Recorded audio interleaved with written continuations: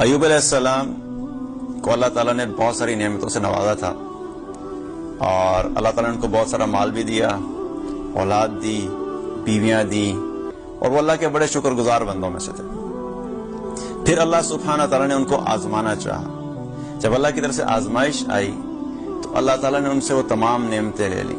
जो माल था अल्लाह ताला ने माल ले लिया, जो औलाद थी एक ही दिन में वो सारी औलाद खत्म होगी, बीवियां थी सब बीवियां अल्लाह ने वापस ले ली, सिर्फ एक बीवी उनके पास रहेगी। अब आप एक ऐसे शख्स का अंदाजा लगाएं कि इतनी खुशहाल जिंदगी बसर कर रहा हो कि हर चीज हर नेमत अल्लाह की मौजूद हो और फिर एकदम से सब नेमतें चली जाएं तो उसकी जो मेंटल कैफियत कैसी होगी, उनकी फीलिंग्स कैसी होंगी, उनके इमोशंस कैसे होंगे।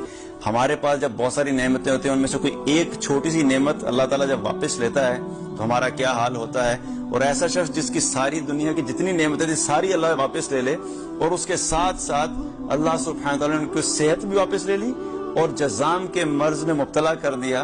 और एक रवायत में आता है कि वो जज़ाम का मर्ज पूरे जिस्म को उस जज़ाम के मर्ज ने घेर लिया, यहाँ तक कि सिवाय उनकी जुबान और दिल के कोई जिस्म का ऐसा हिस्सा नहीं था जिसको उस मर्ज ने घेरा नहीं। अब उनकी सिचुएशन देखें कि बिल्कुल वो चलने फिरने से कासिर हो गया, वो चल भी नहीं सकते थे। और उनकी बीवी जो उनके साथ एक बीवी उनकी बीवी ने उनकी खिदमत की, वही बीवी उनको खाने पीने का इंतजाम करती, बाहर जाके मेहनत करती, उनके लिए खाना लेकर आती। और जितने लोग थे उन लोगों ने भी उनको छोड़ दिया क्योंकि उनके मर्ज की वजह से लोगों को उनसे कराहत आती थी। तो उनकी बीवी ने क्या किया कि उनको लेके बस्ती से दूर चले गए। अब आप सोचिए कि वो इंसान इतनी नेमतों के बाद बिल्कुल अकेले हो गए और बिल्कुल बेबसी के आलम में। लेकिन जब अल्लाह ताला ने ये तमाम नेमतें उनसे ले ली तो अय्यूब अलैहिस्सलाम ने अल्लाह ताला का जिक्र पहले से ज्यादा करना शुरू कर दिया और पहले से भी ज्यादा अल्लाह के जिक्र में मशगूल हो गए। और उन्होंने इतनी खूबसूरत दुआ की, अल्लाह ताला से शिकवा नहीं किया। कुरान में क्या दुआ आती है?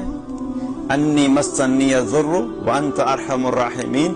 उन्होंने दुआ किया कि या अल्लाह इस बीमारी ने मुझे घेर लिया है, मैं इस बीमारी में मुब्तला हो गया हूँ और बेशक तू तमाम रहम करने वालों में सबसे ज्यादा रहम करने वाला है। हालांकि जब बीमारी आती है तो हम दुआ क्या करते हैं कि या अल्लाह हमें सेहत दे दे, या अल्लाह हमें इस मुश्किल से निकाल दे, या अल्लाह इस मुसीबत से निकाल दे, या अल्लाह इस आजमाइश से निकाल दे। उन्होंने ये दुआ नहीं की, उन्होंने सिर्फ ये इतना कहा कि तू तमाम रहम करने वालों में सबसे ज्यादा रहम करवाने वाला है। अब ये दुआ जब की और उस हालत में थे तो उस सिचुएशन में भी उन्होंने अल्लाह की नाशुक्री नहीं की। और एक और जगह क्या फरमाया कि ऐ तमाम पालने वालों के पालने वाले, तेरे मुझ पर बहुत ज्यादा एहसानात हैं। तूने मुझे माल दिया, औलाद दी, मैं उनमें मशगूल हो गया, फिर तूने मुझसे वो सब कुछ ले लिया और मेरे दिल को तमाम फिक्रों से आजाद कर दिया। अब मेरे दिल और तेरे दरमियान कोई भी चीज हाइल नहीं है। और तेरी इस मेहरबानी का अगर मेरे दुश्मन इबलीस को इल्म हो जाए तो वो मुझसे बहुत ज्यादा हसद करे। क्या कह रहे हैं? सुभान अल्लाह के अल्लाह ने सारी नेमतें ले ली तो उस पे क्या कह रहे हैं कि तेरी इस मेहरबानी का अगर मेरे दुश्मन को इल्म हो जाए तो वो मुझसे बहुत हसद करे। तो एक रवायत में आता है कि जब इबलीस ने ये दुआ सुनी उनकी तो वो जल भुन के रह गया, क्योंकि शैतान के लिए बड़ी आइडियल सिचुएशन होती है कि जब किसी इंसान पे कोई मुश्किल आती है, जब किसी इंसान पे कोई आजमाइश आती है, वो उसके लिए सबसे बेहतरीन मौका होता है कि अल्लाह से दूर करने का। वो इंसान को वसवसों में डाल देता है कि देखो तुम जिस रब की इबादत करते थे, तुम तो बड़ी नमाजें पढ़ा करते थे, तुम तो हर जगह पे उस रब के बारे में लोगों को बोला करते थे और तुम उसकी अताअत किया करते थे, इतने तुम अल्लाह करने वाले थे और तुम्हारे साथ ये हो गया। उस रब ने तुम्हारी तमाम इबादतों का और इताअत का तुम्हें ये सिला दिया है। तो ये सिचुएशन शैतान के लिए बड़ी आइडियल होती है कि इंसानों को अल्लाह से मायूस करना और अल्लाह की रहमत से दूर करना। उसके बावजूद वो क्या कह रहे हैं कि तेरी इस मेहरबानी का अगर मेरे दुश्मन शैतान को इल्म हो जाए तो मुझसे बड़ी हसद करे। तो कोई भी सिचुएशन हो, हमारे लिए क्या मैसेज है कि चाहे हालात अच्छे हैं या बुरे हैं, हमने अल्लाह की अताअत नहीं छोड़नी।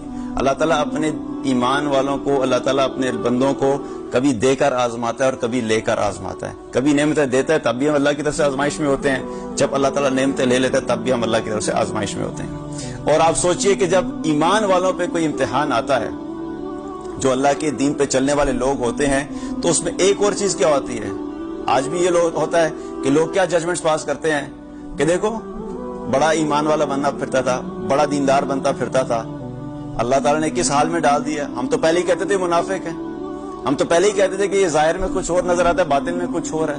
تو دیکھو اللہ نے اس کو اس کے گناہوں کا کیا صلہ دیا.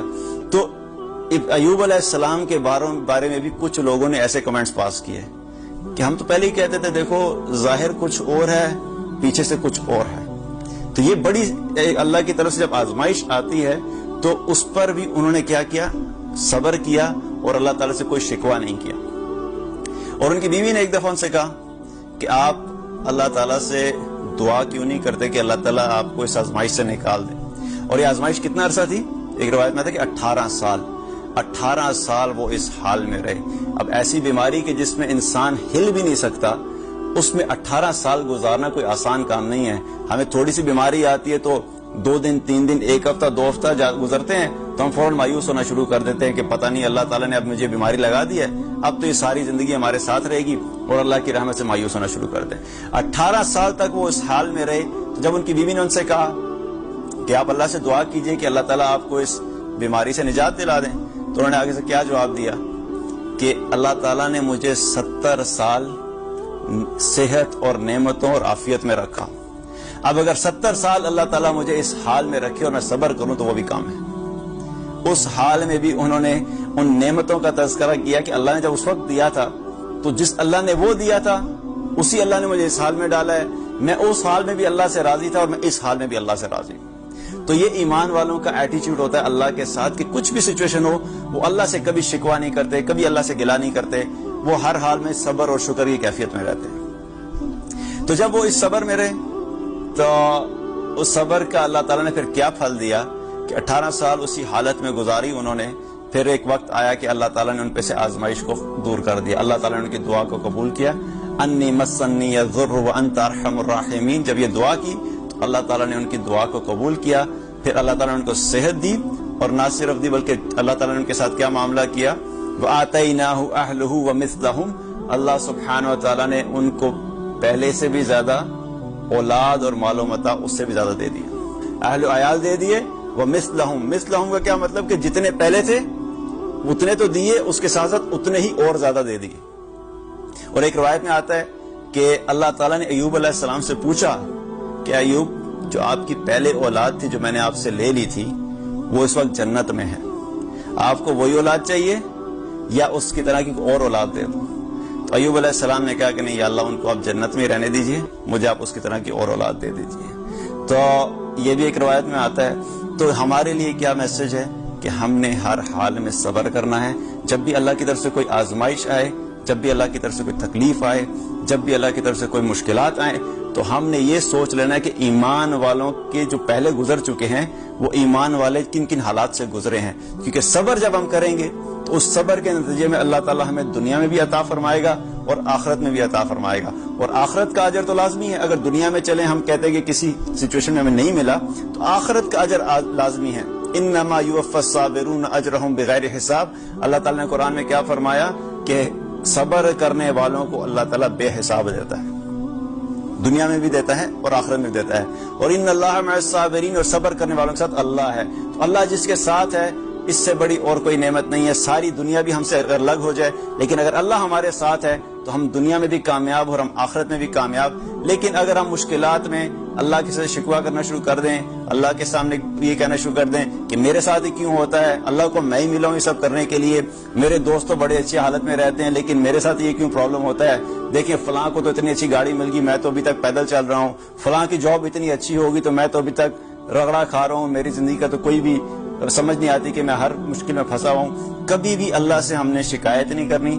جس حال میں ہیں اس حال میں ہم نے شکر بھی کر رہے ہیں اور صبر بھی کرنا ہے. جب ہم یہ اپنا ایٹیٹیوڈ رکھیں گے تو اللہ تعالیٰ ہم سے دنیا میں بھی راضی ہو جائے گا، دنیا میں بھی سکون والی زندگی عطا فرمائے گا اور آخرت میں بھی اپنی رضا کا معاملہ فرمائے گا.